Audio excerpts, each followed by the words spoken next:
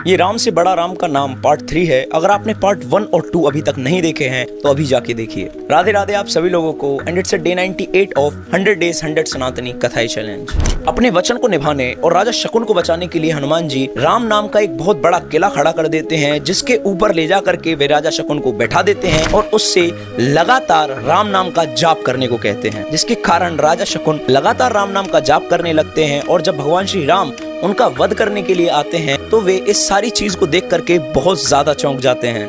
फिर जैसे ही राम जी शक्ति बाण का संधान करते हैं और राजा शकुन पर छोड़ने ही वाले होते हैं, तभी हनुमान जी उन दोनों के बीच में आकर के राजा शकुन को शक्ति बाण से भी बचा लेते हैं और राम जी से अपने कृत्य के लिए क्षमा भी मांगते हैं। पर विश्वामित्र जी भी कहाँ चुप रहने वालों में से हैं। वे राम जी को अपना वचन दोबारा से याद दिलाते हैं और राम जी उस वचन के चलते राम बाण का संधान कर लेते हैं। और बता दूं, राम बाण से ही भगवान श्री राम ने रावण का भी वध किया था। तो जैसे ही राम जी उस बाण को हनुमान जी की तरफ छोड़ते हैं, वह बाण राम नाम से टकराकर ही गायब हो जाता है। इस घमासान युद्ध को देख करके नारद जी को समझ में आ जाता है कि अगर उन्होंने इस युद्ध को नहीं रोका तो पूरी सृष्टि का विनाश हो जाएगा। इसके बाद वे फिर से राजा शकुन के पास जाकर के उसे सुझाव देते हैं कि वे जाकर के विश्वामित्र जी के चरणों में दंडवत प्रणाम करें। पर जैसे ही राजा शकुन विश्वामित्र जी को दंडवत प्रणाम करता है, विश्वामित्र जी का पूरा गुस्सा ठंडा हो जाता है और वो उसे क्षमा कर देते हैं, जिसके कारण भक्त और भगवान दोनों का ही वचन नहीं टूटता।